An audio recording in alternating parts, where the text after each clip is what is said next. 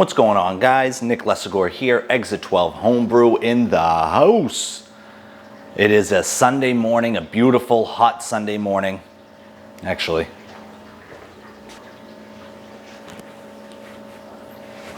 It is hot down in the basement. Gotta get some temperature control down here. Anyway, we got a brew day today, and I'm really excited about this one specifically because it's not the blonde ale, it's not the blueberry American wheat that you all are used to watching. It's a different beer, not a net new beer. It is a net new beer, but it's the inspiration draws from previous knowledge. So I'm brewing for to have the boys over for a get together. The BrewTubers Online Brewers Club, www.brewtubers.com. There's about 5 or 6 folks coming over early August, and I want to have a couple of tasties on tap for them to enjoy. Moderate, lowish ABV, and so I'm brewing an Orange Peel Saison. Now, is it traditional Saison? Well, in the sense of, you know, I tried to follow some of the methodology behind a Saison, which basically I really wanted to add some wheat to this, but the more research I did, the more I ran into the idea that the very first iterations of Saison were not brewed with wheat. Wheat kind of wasn't really known at the time, like it wasn't something known to put into the beer. So there's no wheat in this beer, and the hops are traditional-ish. More experimental on one of them than anything else. But let's get into the star of the show. Kabam. 3 oranges worth of orange peels that I peeled. I threw into the freezer. I took all the oxygen out of them and I threw them into the freezer. Now, Nick, why did you do that? Well, the very first iteration, what I talk about by previous inspiration, years and years ago, when I was first kind of getting into the hobby, I was into it about a year or 2, I brewed an Orange Peel Saison. Now, I went back and looked at that recipe. I was thinking about kind of repeating it. No bueno. It really shows there's been a lot of learning that has happened between then and now. But what I did want to do was keep the essence of that beer alive. And so I kept the 3 orange peel concept. I cut them into quarters, peeled them, threw them into that bag, had the oxygen pulled out of them, and then I froze them. The idea of freezing adjuncts such as these is to remove any of the nasties, any of the bacteria. I did clean the peels before I cut them, but we really want to make sure, because this is going to be going into cooled down wort. What I'm going to do is brew the beer. I'm going to cool down the wort, 68 degrees or maybe 70 degrees, I think. I'm going to throw in the peels, and the beer is going to ferment with the peels. Now, in my experience, I found a really, really nice, rich orange peel flavor that comes from that. So I'm really excited to go back to this beer because it's one I've been wanting to brew for a while now, and now I have an excuse. It's going to be perfect for an August summer's day here in New England when we've been brewing all day. So I've gotten some feedback on videos that folks want to know the grist and want to know details of the beer, so I have no problem sharing that with this one. We're going in with 49% of local Pilsner from Stone Path Malt. Stone Path Malt's just down the road from me, about 30 minutes away. And then I'm brewing with an ingredient that's newish to me that I don't think I've ever brewed with before, 6-row. RAR 6-row. I'm pretty much, that's a 37%, 38% clip there for the 6-row. The idea of the 6-row is hopefully to give more complexity to the beer than using normal 2-row. I got that from Beer and Wine Hobby Homebrew Store, sponsor of the BrewTubers Online Brewers Club, www.beer-wine.com. You get a discount code if you're a member of the BrewTubers Online Brewers Club. If you join with us, you get a discount code, and they're awesome. They ship out super quick. I got my ingredients next day. Acidulated malt, just a kiss of acidulated malt to kind of get pH where we want it, and Munich 2. Also Stone Path Vienna. The Stone Path Vienna is 8%, and then 2.5% essentially for the Munich 2 and the acidulated malt. Now the hops. Very simple on the hops, 60-minute and 10-minute additions. The 60-minute addition is Loral, which I've used before on beers, and I've had pretty good success with, so I'm gonna go back to that. That's gonna be a ½ ounce at 60 minutes, and then 1 ounce of a new hop called Aramis. Aramis is a French hop that is supposed to give off some decent kind of, and it's kind of supposed to be used for styles like this. It's the daughter of the Strisselspalt hop, which is kind of one of those really nice hops you want to use for like brown ales and things like that.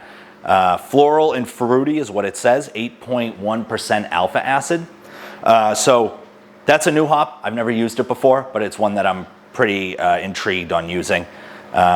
You know, I salted this just like, you know, a decent amount of baking soda, calcium chloride, Epsom salt, and gypsum.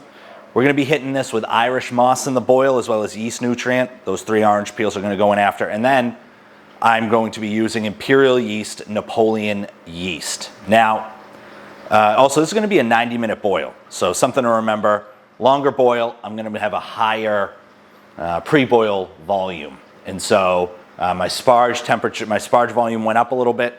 And so it kind of looks like almost a 50-50 split. I'm gonna try at some point to do an all-in-one brew day where I'm not sparging, no sparge at all.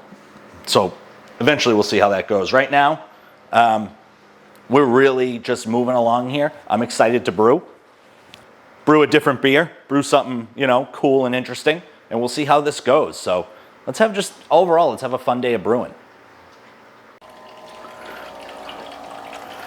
Okay, I think it's time to mash in on the Orange Peel Saison. Ow. Hot water. Okay, currently sitting at 159.5. I'm going to turn it down because I want to mash in. My mash in temp I want to be 156. Okay. Let's dough in. Got my water salts in there. Per usual, take the glasses off.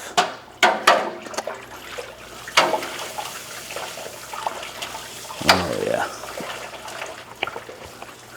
I probably didn't, I mean, I'll take a look. I don't know if I needed the strike water to be as high as 160. Because it's really warm down here. And I mean, I know I'll lose some temperature, but comparative to what I usually do, it feels like it's a pretty simple grist.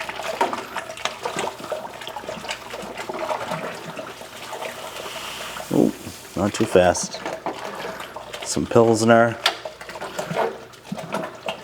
Pretty much 50-50 on the Pilsner in the 6th row. A little bit of Vienna. A little bit of Munich too. Kabbalah bang. They were down to 157.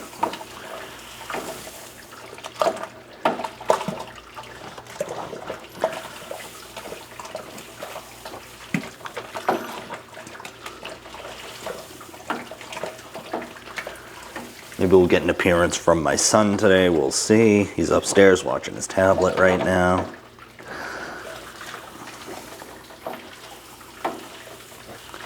I'd rather be too low than too high, I think. At least if the mash temp is too low post dough in, the heat will bring it up. All right. Currently sitting at 155.5. But the temperature differential override is on because the unit is at 158.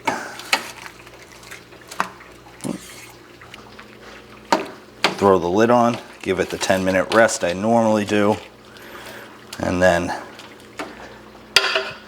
the 60-minute mash starts.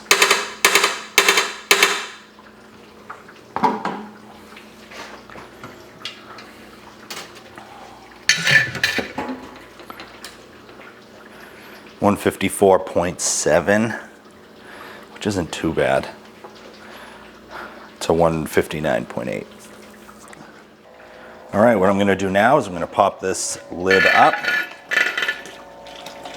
I let the mash rest for 10 minutes, and then I turn the pump on and I let it run for 3 minutes before taking a sample. I'm gonna throw this in the fridge. I'm gonna take pH. Okay, we're 5 minutes into the mash, and I wanted to point out we're at mash temp, 156.6 on the wrapped, 158.6 on the unit, on the built-in temperature probe. What I find and am finding is that the Brewzilla performs better, depending on how you dial it in, I think, but the Brewzilla performs better on higher temperatures. So I have the pump on right now. We're at a perfect mash temp, and we're within, at this point, we're within a degree from one to the other. So, and maybe that's all dependent on how you're dialing in, how you're calibrating the unit. And I think maybe I need to do some more calibration, but at the higher temp, we seem to be doing a lot better. 156.9 to 156.2. I will take that a million times out of a million. I'm not sure that that's always going to be the case though. Okay, we got about 15 minutes until we begin the mash out. We're at 155.9 on the wrapped and 152.1 on the unit. Again, I have to reiterate, at higher temps, this thing seems to perform a little bit better. The heat is off right now, so that's going to go down a little bit, but it will pick up eventually. I've been a lot closer. I've been within 5 degrees pretty much for the entirety of the mash. Look, and that's pulling nice and clear. So conversion is definitely occurring. I was considering doing a 90-minute mash, but I just don't think I have the time today. And as I had pointed out, the heat turned on, and so we'll be back up to 156. Okay, we've hit the 10-minute mash out. I'm gonna pull the malt pipe. Gonna pull out the wrap temperature probe. Gonna pull out the recirculation arm, and we're gonna get to sparging on this. 90-minute boil.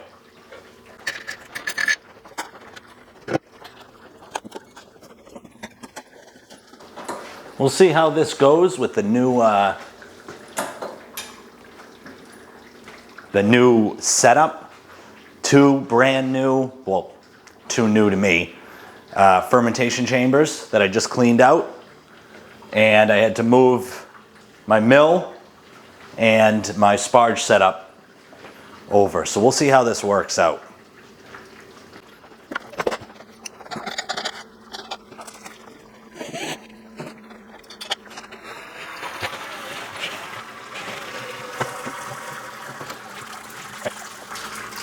Having the, I don't know if you can see it or not.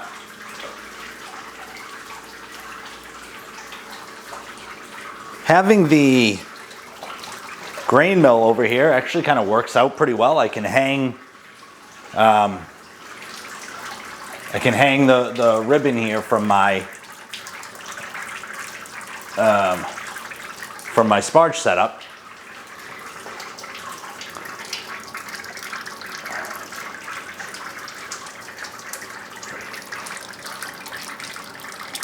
Only some minor kind of drippage.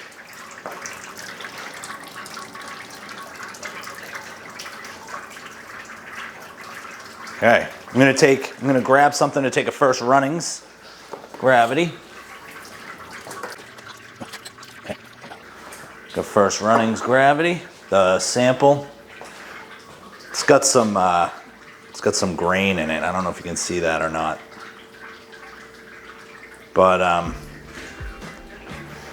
otherwise it's clear and smelling pretty good.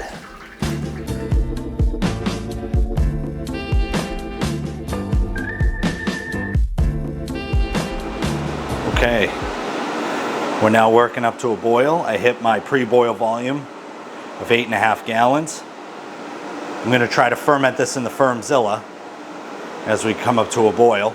Now, the reason why I'm doing a 90-minute boil is related to the use of Pilsner malt. Now, it's probably more maniacal than anything else. It's probably not necessary. Today's malts are so well modified, but the idea of a 90-minute boil utilizing a lot of Pilsner malt is to drive off more of that DMS character. Cream corn kind of thing. So, longer boil, more of an opportunity to drive that off. More volume, but I'm fine. I have plenty of space, as you can see. Now, the reason why I say I'm trying to use the Firmzilla is because I'm actually now in the middle of kegging the second round finals of 2024 NHC, my Honey Blonde Ale. Now, I'm excited for this. I want to see how it tastes, and I'm going to take a gravity sample on this, but if I can get this cleaned and sanitized before the end of this 90-minute boil, then I'll use it. I would prefer to use it because I have the orange peels, but we'll have to see. Busy day here at Exit 12.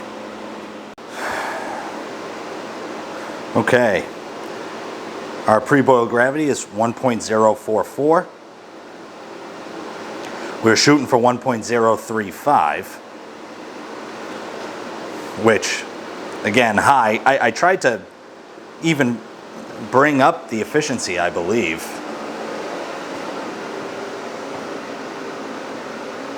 Yeah, I was shooting for 73% mash efficiency, 70% brew house.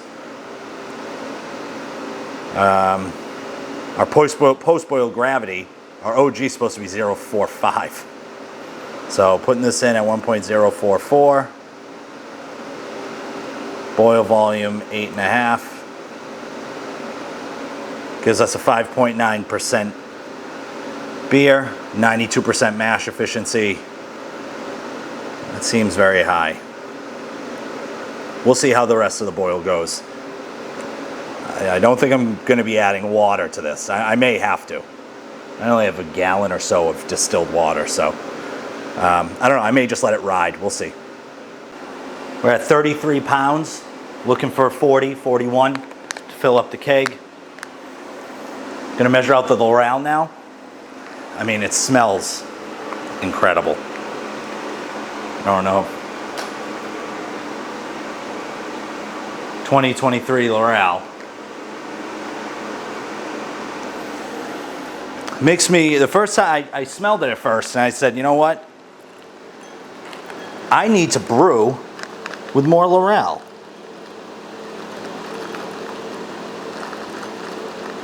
.65 ounces. Want to give it a soft, kind of decent bitterness. Nothing too overpowering. 9.4% alpha acid. Ooh. That should do the trick. Coming up to our 60-minute edition here soon.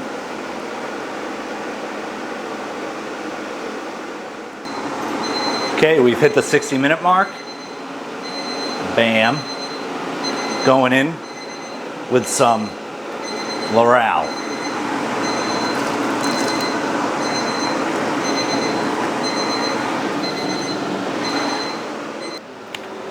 So I have the fermenter. I should shut this. And I should heat it up. The reason why I should heat this up is heat the fermentation chamber up is because the ones behind you don't have heaters yet. So I should heat that up to 68, 70. I gotta look at the old software.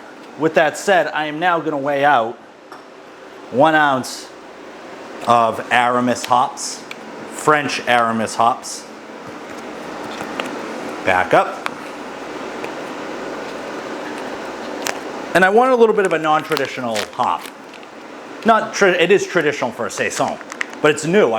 New-ish. I've never really heard of it. 2023 crop. Oh, it smells a lot like L'Oreal, just not as pungent. I do get a little bit of kiwi, overripe berry, underripe berry. All right.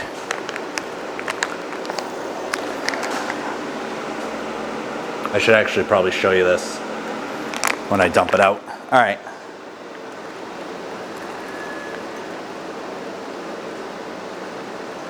I'm excited about this beer. I'm excited to use hops that I haven't used in a long time or hops I've never used before. I've been so stuck brewing the blonde ale and the blueberry.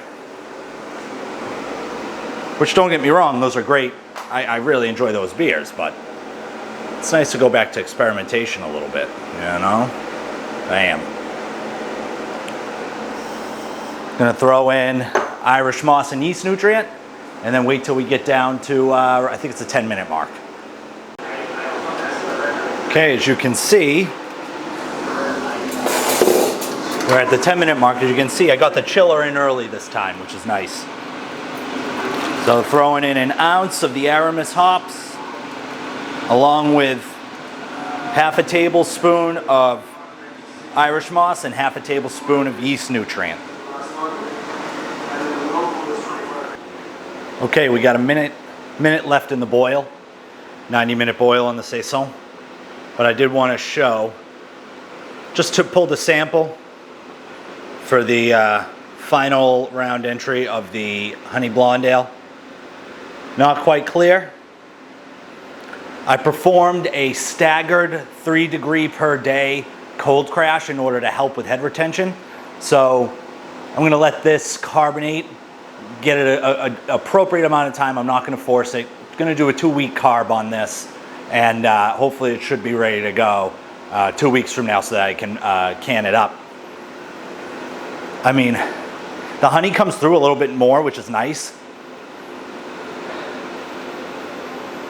There's a floral character to it, which is definitely the hops, which is nice. I did pull off, I think it was a 15-minute addition. I removed that. I took a lot of that input from the judges. 10 seconds left. Oh, fantastic.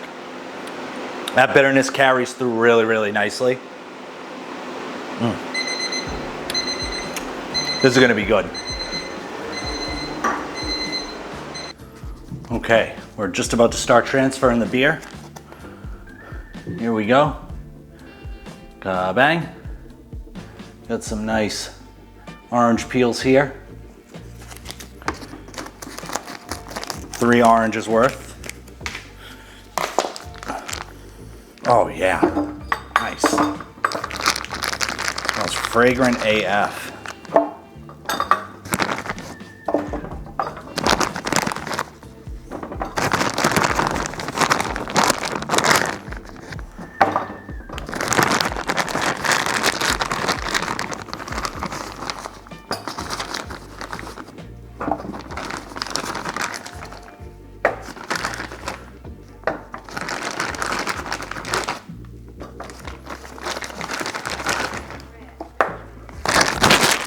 Okay.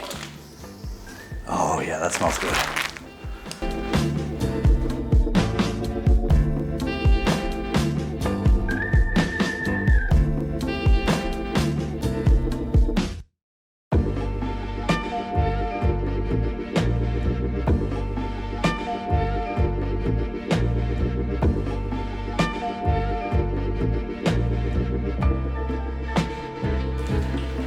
Okay, we're shooting for 0.45 for the OG. I hit 0.44 on the pre-boil. Thankfully, after a 90-minute boil, I only went up 12 points. So finished at 0.56. That's going to put me in that 5.8% range. So I'm not going to do anything. I actually finished low on volume. I'm not going to add any water, any top-up water. I finished 5.8 gallons. I was shooting for 6. So that's telling me that even though I bumped up my pre-boil volume by a half gallon to account for the 90-minute boil, it boiled off, you know, right around a quarter more than I wanted to. So that's okay. We're in the middle of cleaning up now. I got the beer in the fermenter. We're gonna pitch the yeast and we're gonna call this a day. What a brew day. It's very hot out, but now we're here.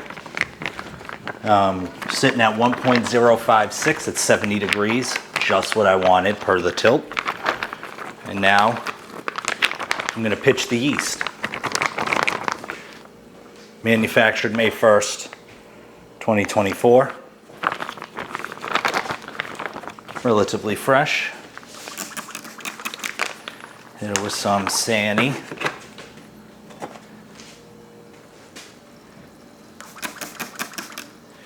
Here we go. Let's break this bad boy open. It's got the ridges in it, so I don't need to cut it like this, but I like to get an even cut. Okay. Let's pitch.